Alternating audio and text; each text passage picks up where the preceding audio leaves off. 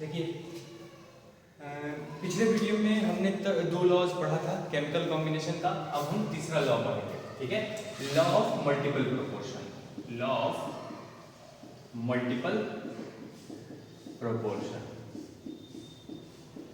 देखिए इस लॉ में क्या होता है कि इसमें देखिए इसका स्टेटमेंट थोड़ा ध्यान से पढ़ना पड़ता है। इसमें लिखा है कि when two elements combine to form chemical compounds, then the masses of one of the elements which combine with fixed mass of the other bear a simple ratio to one another।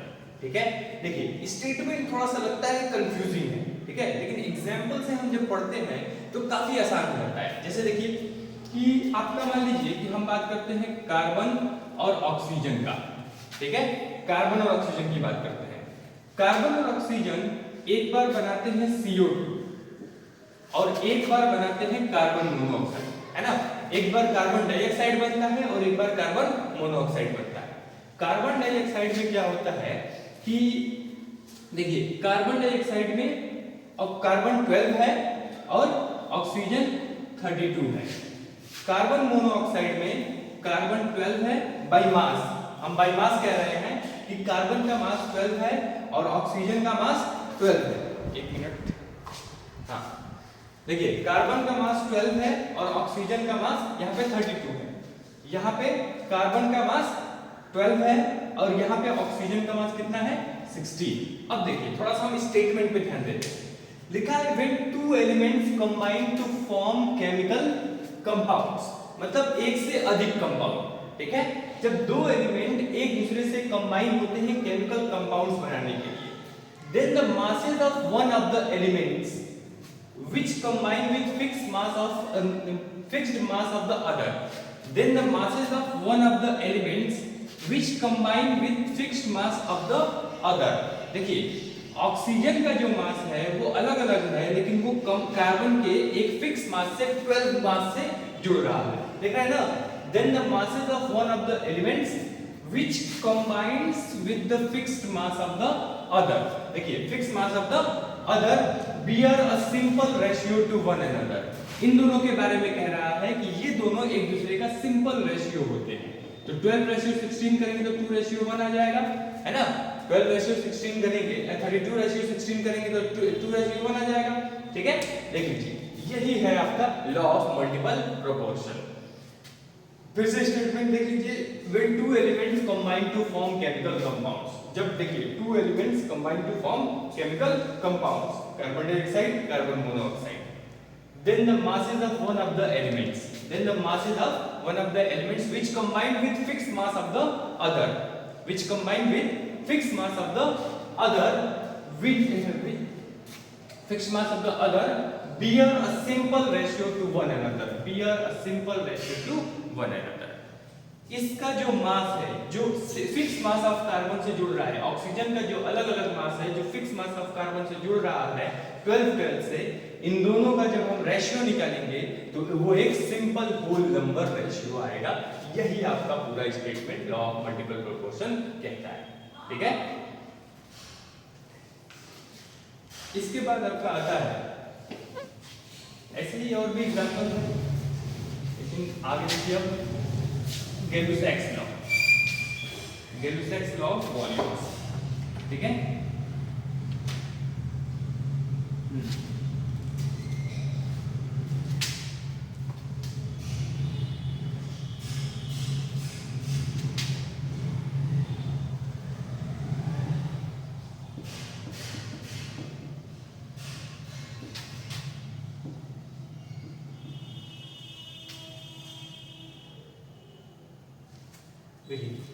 गैलुसैक्स law of gaseous volumes.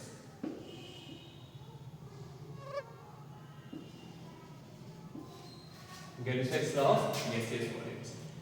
देखिए Gay Lussac's law of gaseous volume क्या कहता है?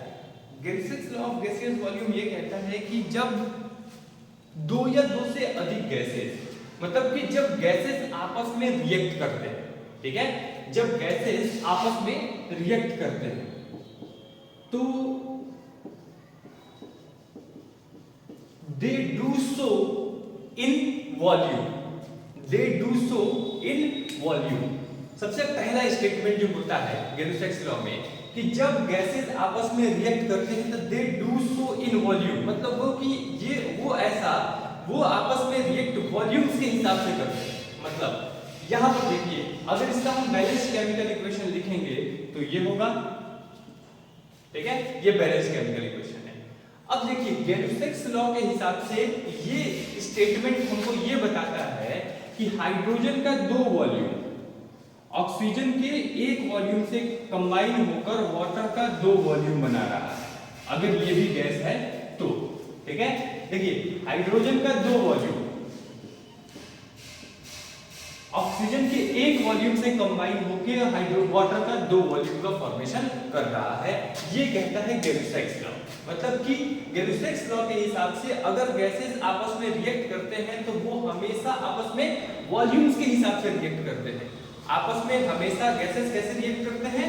Volumes के हिसाब से। जैसे hydrogen का 2 volume oxygen के 1 वॉल्यूम से, या फिर मान लीजिए कि अब ये है H2 + Cl2 एरो 2HCl है, मतलब ये भी गैस है, ये भी गैस है और ये भी गैस है, ठीक है। इसमें देखिए इसका मतलब क्या है, गैल्यूसेक्स लॉ के हिसाब से इसका मतलब क्या है कि अगर ये तीनों गैसेस हैं तो इसका हम जो बैलेंस्ड केमिकल इक्वेशन होता है वो बैलेंस्ड केमिकल इक्वेशन देखते हैं। उसके बाद हम कहते हैं कि 1 वॉल्यूम हाइड्रोजन का, 1 वॉल्यूम क्लोरीन का, ये दोनों मिलके 2 वॉल्यूम आपके HCl के 2 वॉल्यूम का फॉर्मेशन करते हैं। याद रखिएगा HCl के 2 वॉल्यूम का फॉर्मेशन करते हैं। 1 मिनट,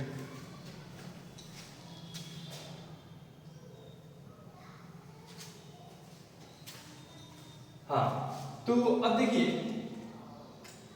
क्या होता है कि अब जैसे, हाँ, अब उसी में गैल्यूसेक्स लॉ के उसी स्टेटमेंट में आगे आता है कि और जो वॉल्यूम्स होते हैं, चाहे वो रिएक्टेंट के वॉल्यूम हो, चाहे वो गैस के वॉल्यूम है, अगर चाहे वो प्रोडक्ट का वॉल्यूम है, अगर प्रोडक्ट गैस है तो इन वॉल्यूम्स का जो रेशियो होता है वो एक सिंपल होल नंबर रेशियो ही होता है। सिंपल होल नंबर रेशियो होता है। ऐसा नहीं होगा कि ये 1.2 होगा या 1.3 होगा, ठीक है, या फिर ये 2.5 हो जाएगा, ऐसा नहीं होगा। वो एक सिंपल होल नंबर रेशियो आता है। जो भी वॉल्यूम्स का रेशियो होता है वो सिंपल होल नंबर रेशियो आता है। एक पहला स्टेटमेंट इसमें क्या था गैल्यूसेक्स लॉ ऑफ गैसियस वॉल्यूम्स में कि गैसेस हमेशा कंबाइन करेंगे एक दूसरे से तो वो वॉल्यूम्स के हिसाब से कंबाइन करेंगे। मतलब कि आप उनका बैलेंस्ड केमिकल इक्वेशन देख के ये बता सकते हैं कि गैसेस, जैसे कि इसका बैलेंस्ड केमिकल इक्वेशन हमने देख के बताया कि इसका 2 वॉल्यूम इसके 1 वॉल्यूम से कंबाइन होके इसका 2 वॉल्यूम बनाया है, ठीक है। वैसे ही आप भी देख के बता सकते हैं। और हमेशा जो वॉल्यूम्स होंगे वो वॉल्यूम्स का जो रेशियो होगा वो एक सिंपल होल नंबर रेशियो होगा। जैसे आप इसमें देख लीजिए 1:1:2, 1:1:2, ठीक है। इसके भी देख लीजिए कहीं पे भी पॉइंट में नंबर नहीं आया, डेसिमल में नंबर नहीं आया है, तीनों के तीनों होल नंबर है, सिंपल होल नंबर का रेशियो बना है, ठीक है। एक हम देखो इसका थोड़ा सा एक चीज दिखाते हैं आपको, अगर समझने का, जैसे कि ये है आपका लिखा हुआ है ये, तो इसमें अगर मान लीजिए कि कहा देता है कि ऑक्सीजन का 50 ml लिए हैं, तो बताइए कि हाइड्रोजन का कितना लेना पड़ेगा और H2O कितना बनेगा। ऑक्सीजन का अगर 50 ml लिए हैं तो बताइए कि हाइड्रोजन कितना लेना पड़ेगा और H2O कितना बनेगा कि पूरा का पूरा ऑक्सीजन यूज हो जाए। देखिए हाइड्रोजन ऑक्सीजन यूज हो जाए तो 50 ml है ना, ये 1 वॉल्यूम, ये कितना चाहिए 2 वॉल्यूम हमको चाहिए, यानी कि ये कितना चाहिए हमको 100 ml चाहिए। 100 ml जब ये लेंगे हाइड्रोजन तभी आपका ये काम पूरा होगा। और यहाँ पर 2 वॉल्यूम बन रहा है, इसका 1 वॉल्यूम है 50 ml, 2 वॉल्यूम बन रहा है, इसका मतलब क्या है ये भी कितना ही बनेगा 100 ml ही बनेगा, ठीक है। यही चीज गैल्यूसेक्स लॉ कहते हैं कि आप देख के, मतलब कि बैलेंस्ड केमिकल इक्वेशन आप देख के ये बता सकते हैं कि वॉल्यूम्स के किस रेशियो में आपके गैसेस जुड़ रहे हैं, ठीक है। ये था गैल्यूसेक्स लॉ ऑफ गैसियस वॉल्यूम्स। इसके बाद है, हाँ, इसके बाद डाल्टन्स एटॉमिक थ्योरी है। तो डाल्टन्स एटॉमिक थ्योरी कहता है सबसे पहला स्टेटमेंट डाल्टन एटॉमिक थ्योरी का था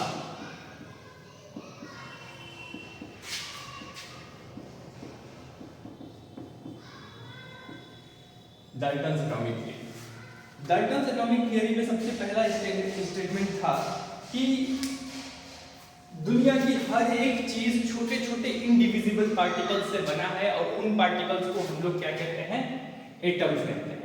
मतलब कि डाल्टन के हिसाब से जो एटम्स थे वो इंडिविजिबल थे, ठीक है।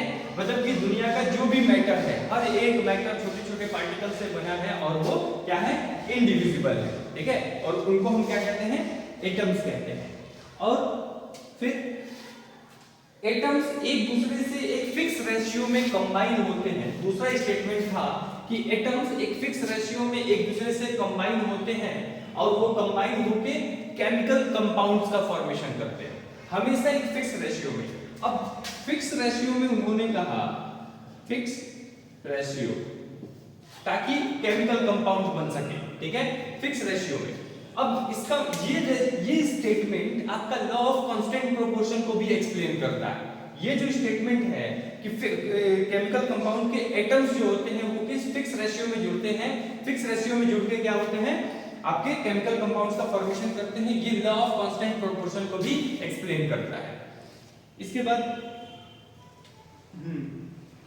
और भी स्टेटमेंट्स थे उनके कुछ।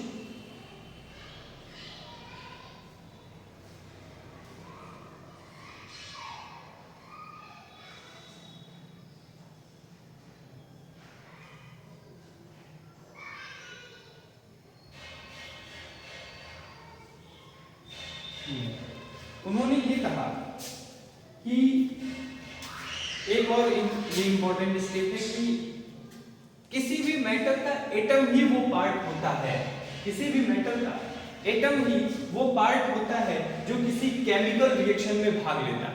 मतलब कि किसी भी केमिकल रिएक्शन में जब भाग लेता है कोई केमिकल कंपाउंड या कोई एलिमेंट, ठीक है, कोई एलिमेंट या कंपाउंड किसी केमिकल रिएक्शन में भाग लेता है तो उसके जो एटम्स होते हैं, एटम्स वो रोल अपनाते हैं। मतलब कि उस एलिमेंट के तरफ से रिप्रेजेंटेटिव के फॉर्म में या फिर उस कंपाउंड की तरफ से रिप्रेजेंटेटिव के फॉर्म में एटम्स होते हैं, ना कि उसके पूरे के पूरे बड़े बड़े ब्लॉक्स होते हैं। ऐसा नहीं होता है। उसके जो एटम्स होते हैं वो एटम्स जाके रिएक्ट करते हैं, ठीक है, एटम्स जाके रिएक्ट करते हैं। याद रखिएगा इस स्टेटमेंट को। इसके बाद आपका डाल्टन एटॉमिक थ्योरी हो गया, ठीक है। मतलब इसमें और एक दो स्टेटमेंट्स हैं, वो सब किसी चीज को एक्सप्लेन किया है, फिक्स रेशियो को, कि मान लीजिए कि अलग अलग जो केमिकल कंपाउंड्स होते हैं वो अलग अलग केमिकल कंपाउंड्स, एक मिनट,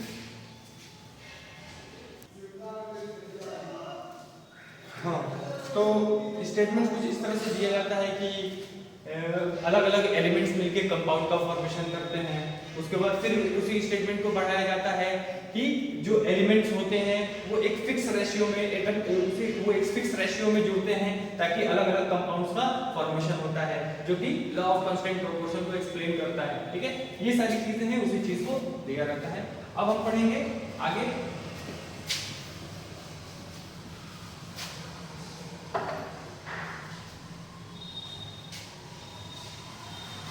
एवोगाड्रोस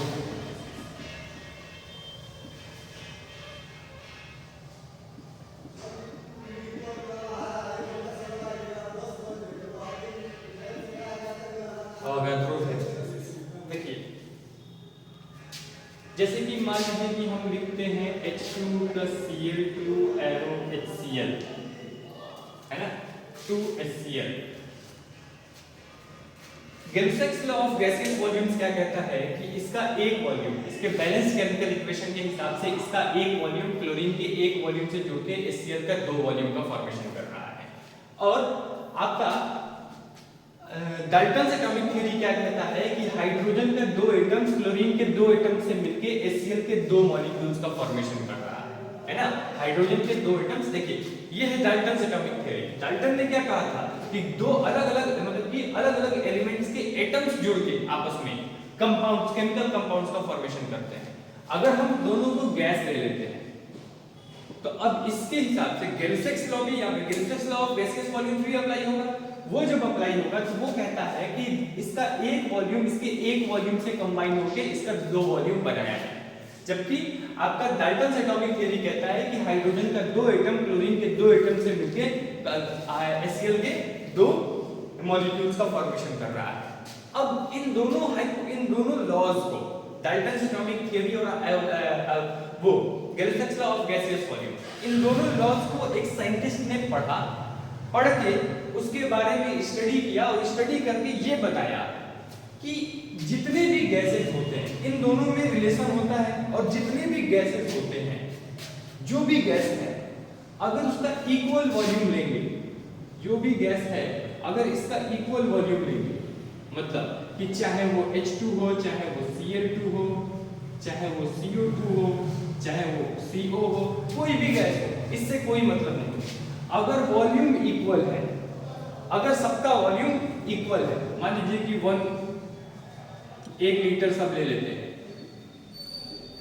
कोई भी अधिक हम लोग नहीं लेते हैं, सबके सब 1-1 लीटर ले लेते हैं। जब 1-1 लीटर लेते हैं तो पता चलता है कि नंबर ऑफ एटम, सब में नंबर ऑफ एटम एक बराबर हो जाता है, सब में नंबर ऑफ एटम एक बराबर हो जाता है। उस साइंटिस्ट ने जो एवोगाड्रो हाइपोथेसिस में हमको ये बताया गया कि हाइड्रोजन चाहे वो कोई भी गैस है, अगर हम उसका इक्वल वॉल्यूम लिए हैं, देखिए सबका 1-1 लीटर लिए हैं और सेम टेम्परेचर प्रेशर होना चाहिए, सेम टेम्परेचर होना चाहिए और प्रेशर भी वही होना चाहिए, सबके लिए सेम टेम्परेचर और प्रेशर होना चाहिए। तो इस केस में क्या होता है कि आपका जो वॉल्यूम अगर सबका सेम ले लेते हैं, सेम टेम्परेचर और प्रेशर पे, तो सबका नंबर ऑफ एटम एक बराबर हो जाता है, सबका नंबर ऑफ एटम एक बराबर। अगर हम एग्जांपल के तौर पे अगर बात करें तो अगर हाइड्रोजन का 100 एटम है, 100 मॉलिक्यूल है, तो सबका कितना होगा, 100 ही होगा, ना एक अधिक ना एक कम, ठीक है। यानी कि equal volumes of each gases at same temperature and pressure contain equal number of particles, contains equal number of particles under same temperature and pressure, ठीक है। याद रखना, सेम नंबर ऑफ एटम्स, ना एटम्स अधिक है ना एटम्स कम।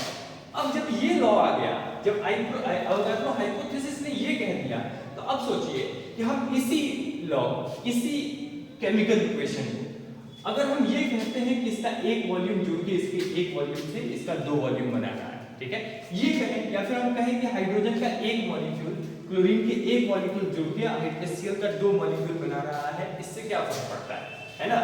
अगर हम एटॉमिक लेवल पे लेंगे तब भी ठीक है, अगर हम वॉल्यूम लेवल पे लेंगे तब भी ठीक है, क्योंकि हम एक वॉल्यूम, इसका एक, दोनों का एक वॉल्यूम कहते हैं, यानी कि दोनों का same number of atoms, same number of atoms. या फिर अगर हम एक एटम भी कह दे तो क्या फर्क पड़ता है, क्योंकि सेम नंबर ऑफ एटम्स अगर होंगे तो सब एक दूसरे से आपस में जुड़ेंगे, है ना, क्योंकि एक वॉल्यूम, इसका एक वॉल्यूम और इसका एक वॉल्यूम, दोनों का सेम वॉल्यूम है, सेम टेम्परेचर और प्रेशर है, तो सेम नंबर ऑफ एटम्स होंगे।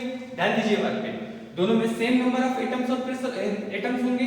जब सेम नंबर ऑफ एटम्स होंगे तो सभी एटम्स को हटा के एक एटम, हम दो एटम की बात कर लेते हैं, दो एटम्स की बात कर लेते हैं, है ना। तो जब हम ऐसे बात करें या फिर पूरा वॉल्यूम लेके बात करें, दोनों सेम चीज है। इसीलिए एवोगाड्रो हाइपोथेसिस में कहा बता, इसी चीज को स्टडी करके ये बताया गया कि equal volumes of all the gases at same temperature and pressure contain equal number of atoms, ये एवोगाड्रो हाइपोथेसिस है, याद रखिएगा। और जो गैसियस वॉल्यूम है, गैलिलियोस लॉ ऑफ गैसियस वॉल्यूम्स है, उसमें क्या कहा गया है कि जो गैसेस हमेशा कंबाइन होते हैं वो गैसेस हमेशा एक दूसरे से वॉल्यूम्स में कंबाइन होते हैं, ठीक है, मैंने बताया वॉल्यूम्स में कंबाइन होते हैं, और उन वॉल्यूम्स का एक सिंपल होल नंबर रेशियो होता है, उन वॉल्यूम्स का एक सिंपल होल नंबर रेशियो होता है, ये याद रखिएगा, गैलिलियोस लॉ ऑफ गैसियस वॉल्यूम्स, ठीक है। उसके बाद एवोगाड्रो हाइपोथेसिस में याद रखिएगा कि ये बिल्कुल अलग है, ये कहता है कि जितने भी गैसेस होते हैं अगर उनका सेम वॉल्यूम लिया जाए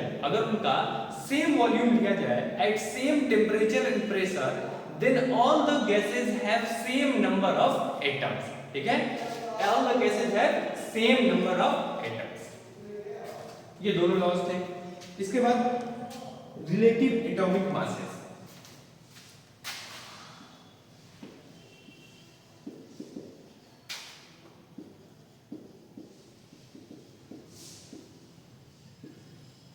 रिलेटिव एटॉमिक मासेस। देखिए एटॉमिक मास के बारे में ध्यान सुनिए। क्या होता है कि आपका हम एटॉमिक मास, एटम्स का मास मेजर करना चाहते हैं, ठीक है, एटम्स का मास। तो जब एटम्स के बारे में जान लिया गया कि केमिकल सभी सबस्टेंसेस एटम से बने हुए हैं, एटम्स के केमिकल रिएक्शन में भाग लेते हैं, ये सारी चीजें पता चली, तो लोगों के अंदर ये इगरनेस आया कि क्यों ना हम एटम का मास पता करें। जब एटम का मास पता करने की कोशिश किया गया तो मान लीजिए कि हम एक बड़ा सा सबस्टेंस ले लेते हैं, इतना बड़ा, जो कि 50 ग्राम का है, ठीक है, 50 ग्राम का। हमने इसको वेट कर लिया। तो एक तरीका है कि इसमें जितने एटम्स हैं उससे, देखो हमने इसका मास वेट पता कर लिया और उसके बाद जितने एटम्स हैं इसमें उसको उससे इस मास को डिवाइड कर देंगे, एक एटम का मास निकल जाएगा, एक एटम का मास निकल जाएगा। लेकिन थोड़ा ध्यान से देखिए, उस समय ये नहीं जाना गया था कि इस एटम इस अमाउंट ऑफ सबस्टेंस में जब मास निकाला जाने लगा था तो इस अमाउंट ऑफ सबस्टेंस में कितने नंबर ऑफ एटम्स है ये नहीं पता था, ठीक है। कैसे पता चलेगा कि इस अमाउंट ऑफ सबस्टेंस में कितने नंबर ऑफ एटम्स है, ये इनको नहीं पता था। जब ये नहीं पता था तो हम इस मास को डिवाइड करके, इस मास को डिवाइड किससे करेंगे? जब मास को डिवाइड नहीं कर पाएंगे तो हमको ये नहीं पता चलेगा कि एक एटम का मास कितना होगा, है ना। हमको ये भी नहीं पता चल जाएगा कि एक एटम का मास कितना होगा। तो एक एटम के मास के लिए अब कंपैरिजन किया जाए, है ना। देखिए जब हम एब्सोल्यूट मास नहीं निकाल पाते हैं, किसी भी चीज का एब्सोल्यूट वैल्यू नहीं निकाल पाते हैं, तो हम रिलेटिव वैल्यू की तरफ चलते हैं।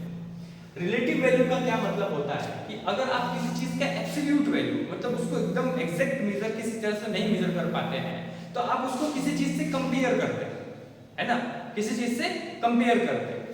उसी तरह से एटॉमिक मास के लिए भी एक स्केल बनाया गया और उस स्केल पर सबसे पहले हाइड्रोजन को माना गया।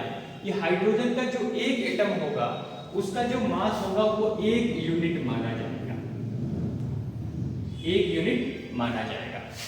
अब इससे कंपेयर किया जाएगा सभी के मासेस को। अगर मान लीजिए कि किसी का मास 5 यूनिट आ जा रहा है, इसका मतलब क्या है कि वो हाइड्रोजन के एक एटम से 5 गुना भारी है।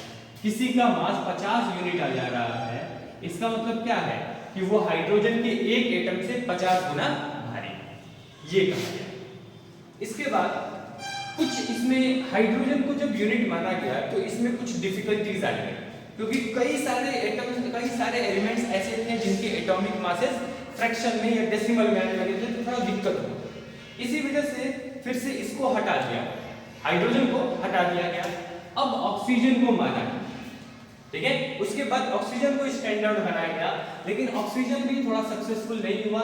लास्ट में जाके कार्बन 12 के एक एटम का मास जो होगा, कार्बन 12 का एक एटम, ठीक है, माना गया। कार्बन 12 को स्टैंडर्ड बनाया गया।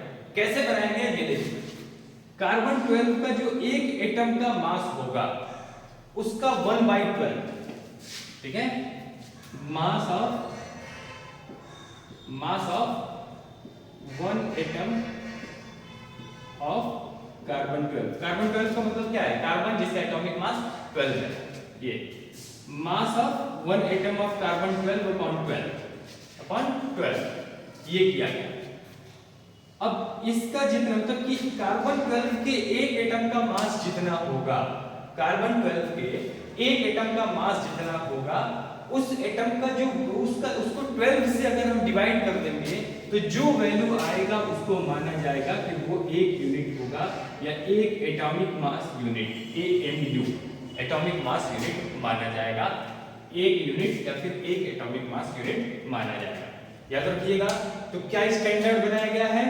तो स्टैंडर्ड है कार्बन 12 के एक एटम के मास का 1 एटम का मास का 1/12 मतलब 1/12, मतलब कि कार्बन 12 के मास के, कार्बन 12 के एक एटम के मास को 12 से आप डिवाइड कर दीजिए, जो वैल्यू आएगा वही एक यूनिट माना गया, एक एटॉमिक मास यूनिट माना गया। अब देखिए इसका मतलब ये है कि जब हम ऑक्सीजन को लिखते हैं कि 16 यूनिट उसका क्या होता है, ऑक्सीजन का 16 यूनिट आपका एटॉमिक मास होता है। इसका मतलब ये है कि ऑक्सीजन जो है, ऑक्सीजन कार्बन 12 के एक एटम के 1/12 से 16 गुना भारी है। कार्बन 12 के एक एटम के 1/12 से 16 गुना भारी है। याद रखिएगा इस चीज को, ठीक है।